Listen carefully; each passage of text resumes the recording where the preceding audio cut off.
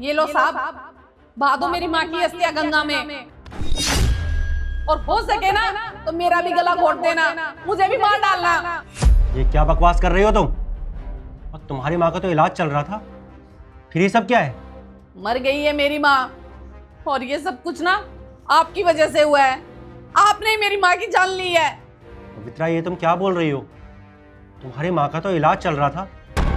नौकरी करती हूँ मैं आपके यहाँ पिछले 10 साल से, लेकिन आपने क्या किया? जब मुझे जरूरत थी आपके पैसों की, आपने मुझे धुतकार दिया, पैसे तक नहीं दिए मेरे माँ के इलाज के लिए।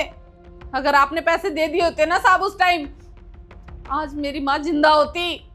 पवित्रा, बकवास करने की जरूरत नहीं है। मुझे अच्छे से पता था कि तुम्हारी माँ का इलाज चल रहा है और पैसों की जरूरत है, तो मैंने देविका से बोलकर तुम्हारी माँ के इलाज के लिए पैसे भिजवाए थे। अच्छा, पैसे दिलवाए थे आपने? तो आपको क्या लगता है मैं झूठ बोल रही हूँ?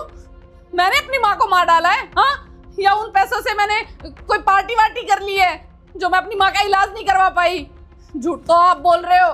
पवित्रा, तुम्हें क्या लगता है मैं तुमसे झूठ बोलूंगा? अरे मैं इस कंपनी का बॉस हूँ, मैं तुमसे झूठ क्यों बोलूंगा?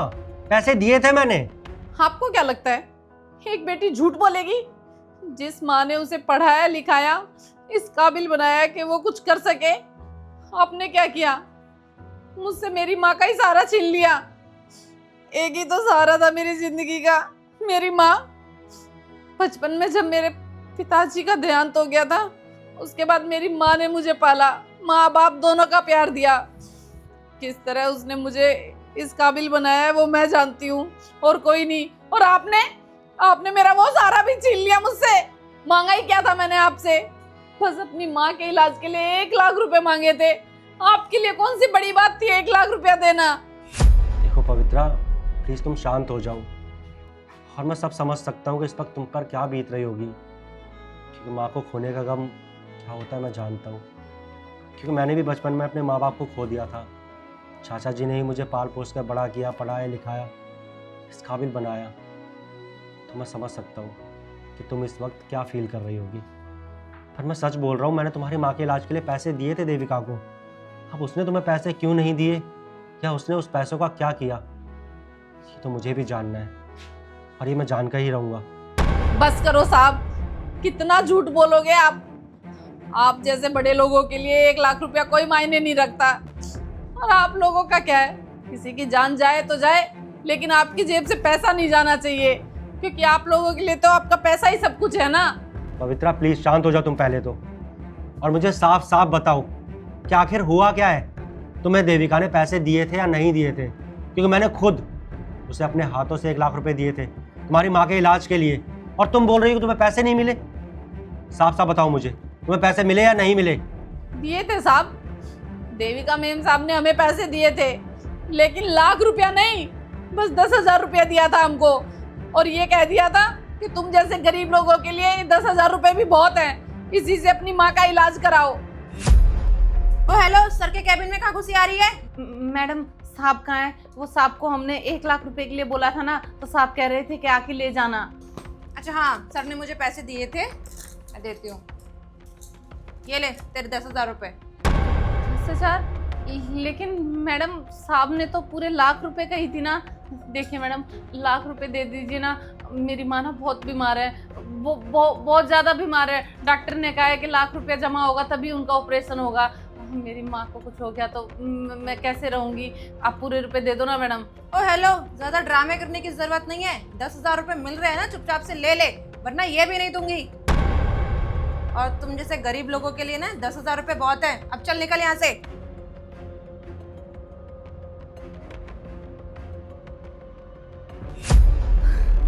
फाइनली मैंने पूरे 90,000 रुपए बचा लिए, और सर को क्या ही पता चलेगा कि मैंने उसे पैसे दिए हैं या नहीं दिए। अगर सर पूछेंगे तो बोल दूंगी कि हाँ उसकी माँ का इलाज हो गया, कोई दिक्कत नहीं है, और उसको कुछ एक्स्ट्रा पैसों की ज़रूरत थी, वो भी मैंने उसे दे दिए। तो सर समझेंगे ना मैं कितनी अच्छी हूँ, कितनी लॉयल हूँ इस कंपनी के लिए। ओह माय गॉड, आज मैं पार्टी करने जाऊँगी। पवित्रा, प्लीज़ मुझे माफ़ कर दो। आज तुम्हारे साथ जो कुछ हुआ है ना, उसे मैं ठीक तो नहीं कर सकता, तुम्हारी माँ को वापस नहीं ला सकता, पर अपनी गलती का पछतावा तो कर ही सकता हूँ ना। और मैं सच बोल रहा हूँ तुमसे, मैंने तुम्हारी माँ के इलाज के लिए पूरे पैसे दिए थे देविका को। अब देविका ने तुमसे झूठ क्यों बोला ये तो मुझे भी जानना है, और मैं जानकर रहूंगा कि आखिर ऐसी क्या ज़रूरत थी उसे जो उसने तुम्हारे पैसे नहीं दिए। आज उसकी लापरवाही की वजह से तुम्हारी माँ इस दुनिया से चली गई, और ये कोई छोटी मोटी गलती नहीं है, बहुत बड़ी गलती की है, और इसकी सज़ा उसे मिलकर रहेगी।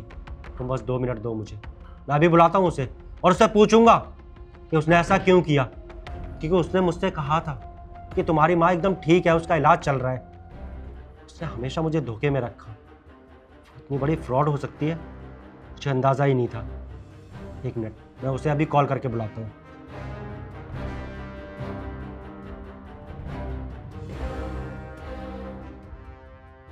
हाँ देविका, 1 मिनट मेरे कैबिन में आओ। हाँ कुछ बात करनी है तुमसे ज़रूरी, अभी आओ। जी सर, आपने बुलाया? हाँ देविका, मैंने बुलाया तुम्हें। दरअसल मुझे तुमसे कुछ पूछना था। जी सर, पूछिए।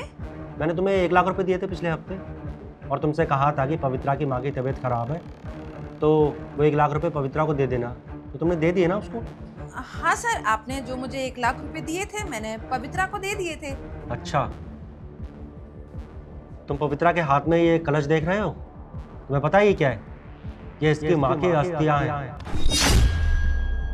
और तुमने तो मुझसे कहा था कि पवित्रा की माँ का इलाज चल रहा है, उसकी माँ एकदम ठीक है, और वो जो 1 लाख रुपए मैंने तुम्हें दिए थे देने के लिए, वो भी तुमने दे दिए।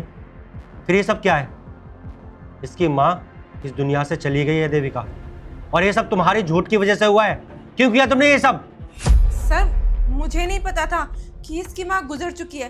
पवित्रा, ये कब हुआ तुमने मुझे बताया भी नहीं। बकवास बंद करो अपनी। तुम्हें अंदाजा भी है कि तुमने क्या किया है? तुम्हारी लालच की वजह से आज किसी के सर से माँ का साया छिन गया है। अरे उस बेचारी का उसके माँ के सिवा इस दुनिया में कोई नहीं था। अगर तुम वो पैसे उसे दे देती तो उसकी माँ का इलाज हो जाता, आज उसकी माँ जिंदा होती। आज तुम्हारी लालच की वजह से उस बेचारी की माँ इस दुनिया से चली गई, और इसके लिए मैं तुम्हें कभी माफ नहीं करूंगा देविका। सर, मैं तो कंपनी का भला चाहती थी, इसलिए मैंने वो 1 लाख रुपए पवित्रा को नहीं दिए थे। सर, आप ना इन गरीब लोगों को नहीं जानते, ये 2-4 आंसू बहाते हैं ताकि आप जैसे जो भोले इंसान हो ना, इनकी बातों में आ जाए। मुझे लगा ये बहाने बनाकर पैसे ऐंठ रही है, तो सर इसलिए मैंने मना कर दिया था पैसे देने के लिए उसे। सर, मुझे सच में आइडिया नहीं था कि इसकी माँ इतनी ज़्यादा बीमार है। मैं तो बस कंपनी का भला चाहती थी सर, और कुछ नहीं। अभी भी तुम्हारी आंखों में जरा भी शर्म नहीं है ना? वो बेचारी अपनी माँ की अस्थियां लेकर खड़ी है यहाँ पर, और तुम उससे बोल रही हो कि वो ये पैसे लेकर भाग जाती या दोबारा इस कंपनी में नहीं आती। अरे थोड़ी तो शर्म करो देविका। मुझे उम्मीद नहीं थी कि मैंने अपनी कंपनी में ऐसे घटिया इंसान रख रखे हैं। जब मैंने वो पैसे दिए थे उसकी माँ के इलाज के लिए, तो तुम कौन होती हो वो पैसे रखने वाली? तुम्हारे अकाउंट से जा रहे थे वो पैसे? नहीं जा रहे थे ना, और ना ही तुम्हारी सैलरी से वो पैसे कटने वाले थे। फिर तुम्हें इतना कुछ सोचने की क्या जरूरत थी मेरी कंपनी के बारे में कि वो ये पैसे लेकर भाग जाएगी या वो पैसे नहीं लौटाएगी? मैंने वो पैसे उसकी माँ के इलाज के लिए दिए थे, तो तुम्हें वो पैसे उसे देने चाहिए थे। आज तुम्हारी वजह से उस बेचारी की माँ इस दुनिया से चली गई, उसकी माँ का साया उसके सर से उठ गया है। तुम कैसे समझ सकती हो ये सारी बातें?